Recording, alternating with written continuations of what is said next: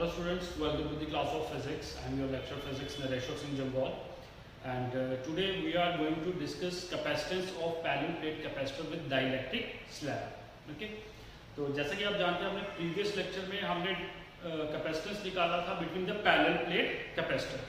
Okay, now we have to find out the capacitance of parallel plate capacitor with dielectric slab. मतलब हमें दो parallel plates के बीच में एक डाइलेक्ट्रिक स्लैब जो है उसको इंट्रोड्यूस करना है और उसके बाद चेक करेंगे कि क्या कैपेसिटेंस की वैल्यू क्या होगी, इंक्रीज होगी या डिक्रीज होगी. ठीक है, तो चलिए अगर हम इसको स्टार्ट करें तो इसमें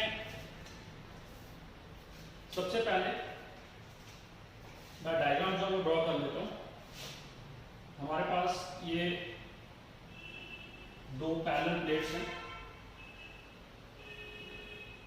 ठीक है, और जैसा कि आप जानते हैं principle of parallel plate capacitor हमने डिस्कस किया था, और उसमें यहाँ पे अगर पॉजिटिव चार्ज है तो इधर भी क्या होता है, पॉजिटिव चार्ज रहता है और साथ में प्लेट के इस तरफ जो है वो नेगेटिव चार्ज इंड्यूस हो जाता है ड्यू टू पोलराइजेशन. अगर आपको याद होगा, ठीक है, तो principle of parallel plate capacitor हमने पढ़ाया था, तो उसमें आपको पोलराइजेशन के बारे में बताया था कि ये चार्ज किस तरीके से डेवलप होता है. ओके, नाउ यहाँ पे आपका पॉजिटिव चार्ज होता है.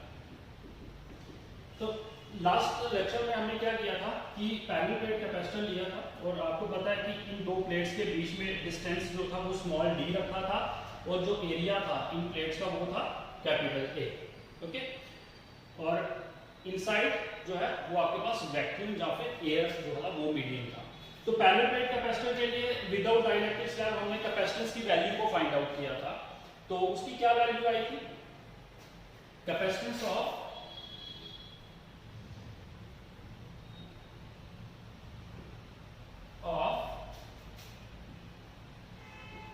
पैरेलल प्लेट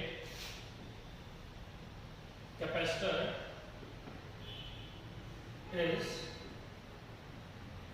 गिवन बाय, बेटा क्या वैल्यू थी, अगर आपको याद होगा, C naught is equal to epsilon naught A upon B.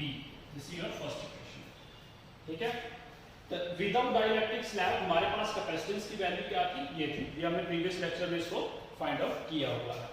Now we are going to introduce dielectric slab between the parallel plates. ठीक है, डाइलेक्ट्रिक स्लैब मतलब डाइलेक्ट्रिक का मैंने आपको बताया था, डाइलेक्ट्रिक जो वो आपके पास क्या होता है, इंसुलेटर ही होता है वो भी. तो अगर हम किसी भी एक डाइलेक्ट्रिक स्लैब को इंट्रोड्यूस करेंगे इसमें, इसके अंदर, तो क्या होगा, देखिए अगर सपोज मैं एक डाइलेक्ट्रिक स्लैब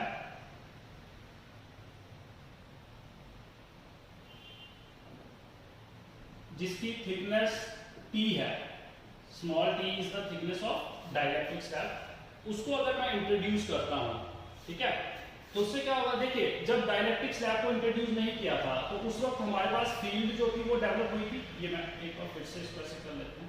जब डाइलेक्ट्रिक स्लैब को इंट्रोड्यूस नहीं किया था उस वक्त क्या था, यहाँ पे प्लेट के बीच में क्या थी,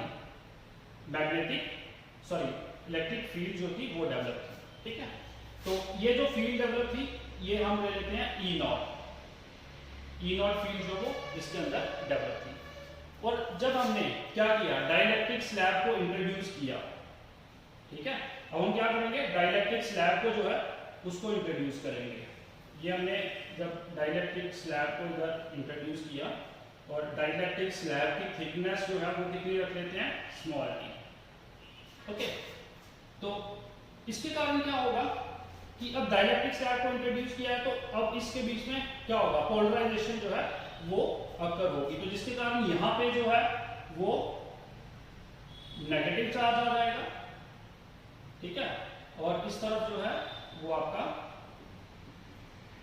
पॉजिटिव चार्ज आ जाएगा. ओके, अब देखिए ये जो E नॉट इलेक्ट्रिक फील्ड थी वो इस डाइलेक्ट्रिक में से भी क्या कर रही है, पास कर रही है. ठीक है, मगर जैसे ही डाइलेक्ट्रिक के अंदर पोलराइजेशन की वजह से ये चार्ज डेवलप होता है, ठीक है, तो उसके कारण क्या होता है कि अंदर स्लैब के अंदर जो है वो एक और फील्ड डेवलप हो जाती है उसको हम ले लेते हैं ड्यू टू पोलराइजेशन जो ये प्रोसेस हुआ, अंदर जो है इलेक्ट्रिक फील्ड डेवलप हो जाती है ईपी, क्योंकि फील्ड जो है वो कहां से पॉजिटिव से नेगेटिव की तरफ डेवलप हो रही है, ठीक है। तो ये जो पॉजिटिव से नेगेटिव की तरफ इलेक्ट्रिक फील्ड है उसको हमने क्या नाम दिया, ईपी। जो विदाउट स्लैब, जो इन दो प्लेट्स के बीच में फील्ड डेवलप हो रही है, उसको हमने क्या नाम दिया, ई नॉट। ओके, तो अब इसके अंदर जो टोटल इलेक्ट्रिक फील्ड है वो क्या होगी, क्योंकि ईपी जो है ये अपोजिट डायरेक्शन में है, ई नॉट इस तरफ है, ईपी इस तरफ है, ठीक है। तो क्या होगा कि हमारे पास अंदर जो टोटल इलेक्ट्रिक फील्ड है ई इज इक्वल टू कितनी हो जाएगी, ई नॉट माइनस ई पी। ये चीज समझ आई, क्योंकि देखिए ई नॉट इस डायरेक्शन में है, ई पी इस डायरेक्शन में है, तो जो इसके अंदर ई नॉट की वैल्यू है उसमें से माइनस हो जाएगा ई पी, क्योंकि दोनों अपोजिट डायरेक्शन में है। तो जो इस स्लैब के अंदर अब टोटल इलेक्ट्रिक फील्ड है वो कितनी है, E is equal to E naught minus E P. Okay, तो चलिए अब हम क्या करेंगे, कैपेसिटेंस विद डाइलेक्ट्रिक स्लैब जो है उसको निकालेंगे। तो यहां पे लिख सकते हैं electric field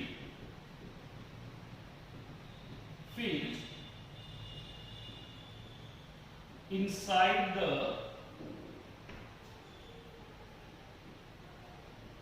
dielectric slab is क्या आ जाएगा, E is equal to E naught minus EP।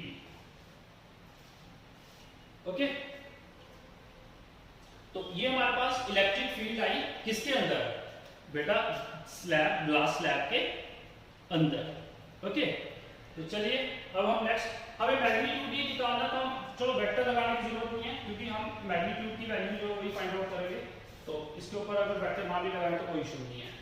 अब देखिए हमें निकालना क्या है, कैपेसिटेंस। ओके, तो कैपेसिटेंस आपको पता है कि कैपेसिटेंस का फार्मूला क्या होता है, C is equal to Q upon V, charge upon potential. तो हम कंसीडर कर लेते हैं कि ये जो आपके पास दो प्लेट्स हैं इनके ऊपर कितना चार्ज है, कैपिटल Q चार्ज जो है वो रखा गया। तो अब चार्ज तो चलो हमारे पास है, लेकिन पोटेंशियल इन दो प्लेट्स के बीच में जो पोटेंशियल है वो हमारे पास नहीं है। तो हमारा सबसे पहला टारगेट है पोटेंशियल की वैल्यू को फाइंड आउट करना। तो चलिए पोटेंशियल की वैल्यू को फाइंड आउट करते हैं। इलेक्ट्रिक पोटेंशियल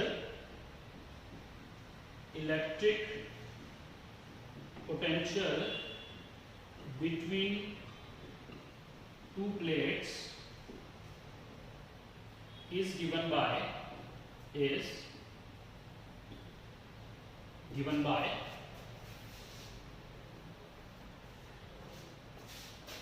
इलेक्ट्रिक पोटेंशियल को आपको पता है V से डिनोट किया जाता है, इज इक्वल टू, अब देखिए पोटेंशियल हमें पूरा निकालना है, मतलब जो पोटेंशियल ये ओपन एरिया में है और जो पोटेंशियल अंदर है, दोनों पोटेंशियल को क्या करना पड़ेगा, ऐड करना पड़ेगा।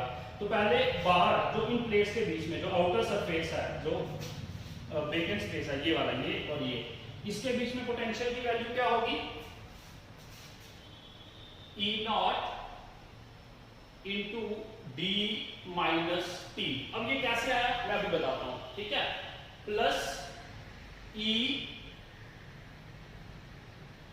टी।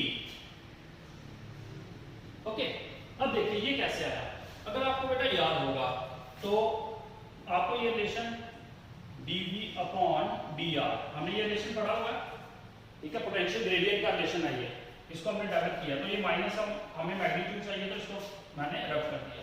तो dV क्या है, ये पोटेंशियल होता है, और dr क्या होता है, डिस्टेंस। तो dV is equal to E dr, dr is the distance. तो ये फार्मूला लगाया। अब देखिए पहले इस वैक्यूम में, ये जो वैक्यूम वाला एरिया, ये वाला जो पोर्शन है, ठीक है, इस पोर्शन में E, इलेक्ट्रिक फील्ड की वैल्यू क्या है बेटा, E नॉट, ठीक है, ये जो इन दो प्लेट्स के बीच में जो फील्ड की वैल्यू है वो कितनी है, E नॉट। तो मैंने क्या लिखा, E not into dr, distance. बेटा ये डिस्टेंस, ये जो गैप है, ये डिस्टेंस कितना होगा, टोटल प्लेट के बीच में डिस्टेंस d है, और उसमें से हम इसकी थिकनेस को माइनस कर दें, d माइनस t, तो ए एरिया बच जाएगा, ठीक है, तो इसलिए मैंने क्या लिखा, E naught into D minus T, okay, plus, अब पोटेंशियल सिर्फ इसका थोड़ी ना, और इस प्लेट के अंदर भी पोटेंशियल है, तो प्लेट के पोटेंशियल के लिए प्लस करेंगे, तो प्लेट के अंदर जो डाइलेक्ट्रिक स्लैब है, सॉरी डाइलेक्ट्रिक स्लैब के अंदर हमारे पास इलेक्ट्रिक फील्ड कितनी है, ई, तो मैंने ई लिख लिया यहाँ पे, और इसका एरिया कितना है, थिकनेस कितनी बेटा ली है, टी, तो डिस्टेंस के प्लेस पे क्या आ गया, टी। ये चीज क्लियर होगी, ओके। तो पोटेंशियल जो है वो हमारे पास कितना होना, V is equal to E naught D minus T plus E T, okay, clear है बेटा ये चीज। तो चलिए नेक्स्ट स्टेप क्या आएगा, V is equal to E naught D minus T plus E naught upon K into T. अब ये चीज कैसे है, ये तो वही चीज बता दी मैंने, लेकिन ई की प्लेस पे क्या आया, ई नॉट अपॉन के। बेटा अगर आपको याद होगा, मैंने आपको बताया था कि इलेक्ट्रिक फील्ड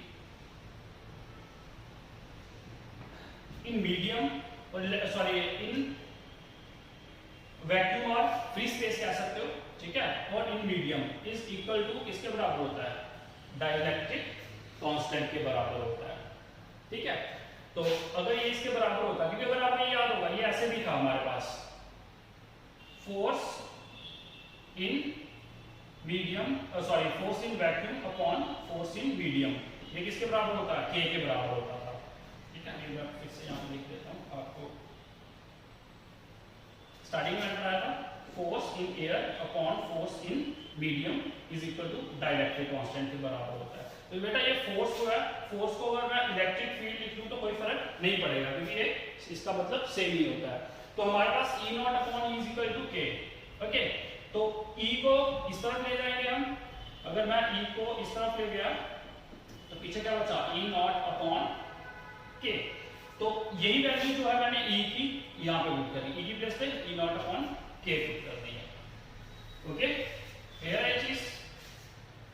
सो अब ई नॉट को यहां से कॉमन ले सकते हैं, तो potential is equal to E naught को मैंने दोनों में से कॉमन ले लिया, ठीक है, और कॉमन लिया तो अंदर क्या बचा, D minus T plus T upon K, clear है चीज, okay. Now in next step V is equal to E naught. अगर आपको याद होगा तो बेटा पीछे मैंने पढ़ाया था आपको, ई नॉट इज इक्वल टू, आपके पास वैल्यू होती है इसकी क्या, sigma upon epsilon not. Sigma क्या होता है, सरफेस चार्ज डेंसिटी, और epsilon not electrical permittivity of free space. तो ये हमने कंसेप्ट पीछे पढ़ा हुआ है, ठीक है, वही कंसेप्ट यहाँ पे हमने यूज किया। तो E naught is equal to sigma upon epsilon naught, ये चीज पढ़ी हुई है, विच इज इक्वल टू, अब सिग्मा सरफेस चार्ज डेंसिटी, अगर आपको याद होगा मैंने सरफेस चार्ज डेंसिटी पढ़ाई थी, सरफेस चार्ज डेंसिटी क्या होती है, sigma is equal to Q upon S। Q is the charge, okay, and S जो है वो क्या होता था, सरफेस एरिया होता था। तो यहाँ पे हमारे पास क्या है, लीनियर चार्ज है, तो इधर मैं क्या लिखूंगा, सिग्मा की प्लेस पे मैं Q अपॉन S।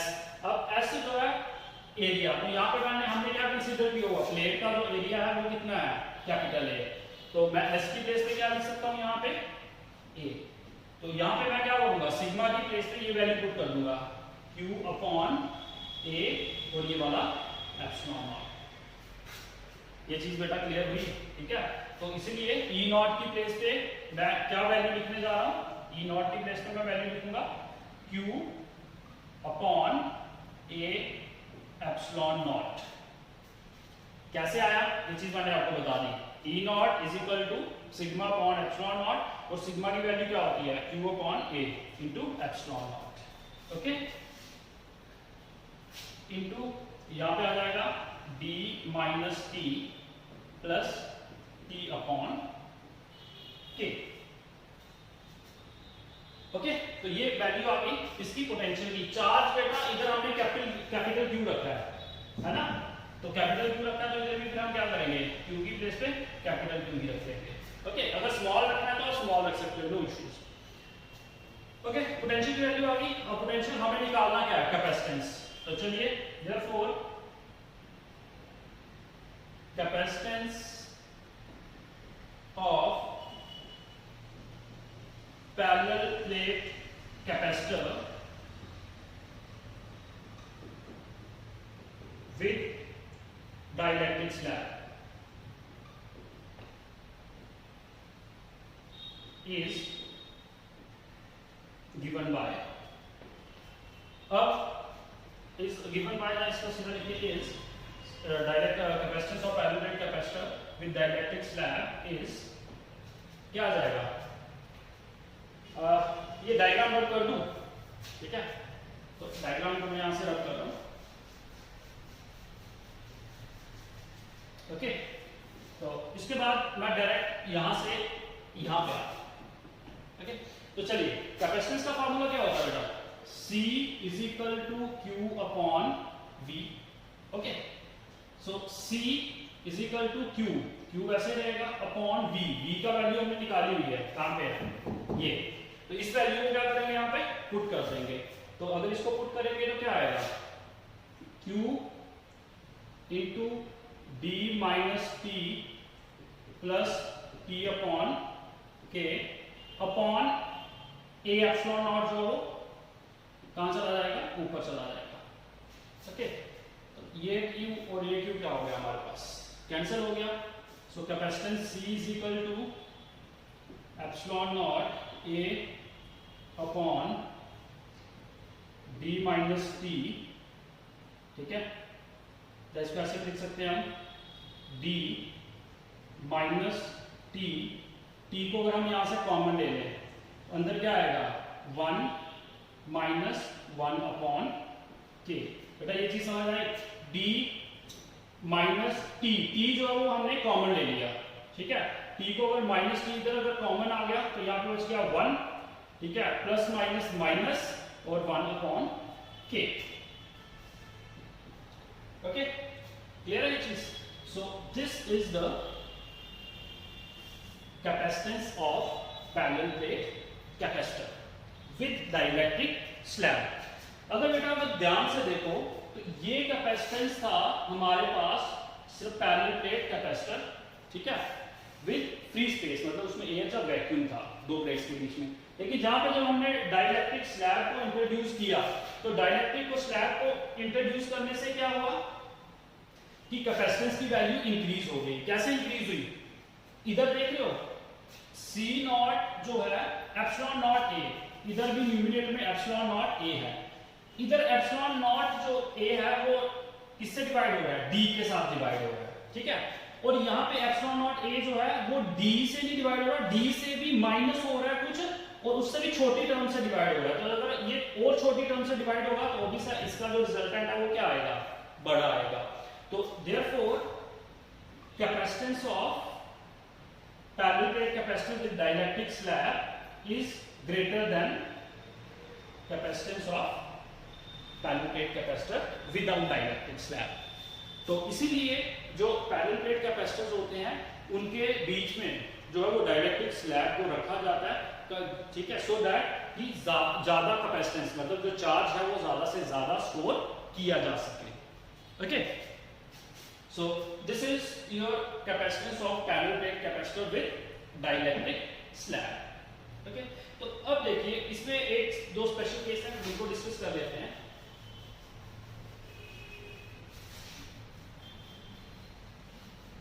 देखिए स्पेशल केस में क्या कहता है, वो कहता है कि स्पेशल केस तो कहता है if P is equal to D, अगर जो थिकनेस ऑफ प्लेट है वो डिस्टेंस के बराबर, जैसे मैंने आपको बताया ना कि ये जो दो प्लेट्स थी, है ना, ये दो प्लेट्स थी और यहाँ पे नेगेटिव चार्ज था, यहाँ पे पॉजिटिव चार्ज था, इनके बीच का डिस्टेंस कितना था, D। और जो स्लैब इसमें इंट्रोड्यूस करते हैं वो भी बेटा किसकी हो, इसी के बराबर, जितना ये डिस्टेंस है पूरी, अगर इतनी ही स्लैब इसमें इंट्रोड्यूस कर दी जाए, मतलब जो टी है वो भी किसके बराबर हो, थिकनेस ऑफ स्लैब भी जो वो डी के बराबर हो जाए, तो उस वक्त कैपेसिटेंस की वैल्यू क्या होगी? तो कहता है if T is equal to D, तो कैपेसिटेंस की वैल्यू क्या हो जाएगी बेटा? C is equal to epsilon naught A upon, हम क्या करेंगे, टी की प्लेस पे भी डी लिखेंगे, यह हो जाएगा D minus D into 1 minus 1 upon के। ओके, तो इससे क्या हो जाएगा आपका, ये डी कैंसिल, ये 1 और ये 1 कैंसिल, और के कहां चला जाएगा? ऊपर। सो कैपेसिटेंस की वैल्यू क्या आ जाएगी? C is equal to K epsilon naught A. Okay, तो अगर डाइलेक्ट्रिक स्लैब और distance between the two plates आपके पास क्या हो, सेम होगी, तो उस केस में आपके पास कैपेसिटेंस की वैल्यू क्या हो जाएगी? के epsilon naught A upon D. इधर एक चीज नहीं, ये मल्टीप्लाई हो रहा है ना डी, ये ऐसे आएगा एप्सिलॉन नॉट ए के ऊपर चला जाएगा, डी एक बच जाएगा, यहाँ पे क्या आ जाएगा? Upon D. ये आ गई आपकी value. C is equal to K epsilon naught A upon D. Okay, तो ये कब आएगा कैपेसिटेंस? जब डाइलेक्ट्रिक स्लैब की थिकनेस जो है वो space between the two parallel plates के बराबर होगी, that is E is equal to D के बराबर होगी। बेटा ये चीज क्लियर है? ठीक है, यहां से ये ऐसे ही बन जाएगा, अगर डाइलेक्ट्रिक स्लैब जो है वो space between the two plates के बराबर हो, मतलब E is equal to D हो, तो ये चीज देखोगे आप, C is equal to K, बेटा ये epsilon naught A upon D, ये क्या बन रहा है? ये कैपेसिटेंस बन रहा है जो फ्री स्पेस का, जो मैंने फर्स्ट इक्वेशन रखी थी आपके पास, C naught is equal to epsilon naught A upon D। तो मैं यहाँ पे epsilon naught A upon D की प्लेस पे C नॉट लिख सकता हूँ। ओके, सो यहाँ से क्लियर हो गया कि capacitance with dielectric slab is equal to K times the capacitance with capacitance of parallel plate capacitor with free space. Okay, so this is all about the capacitance of parallel plate capacitor with dielectric slab. Okay.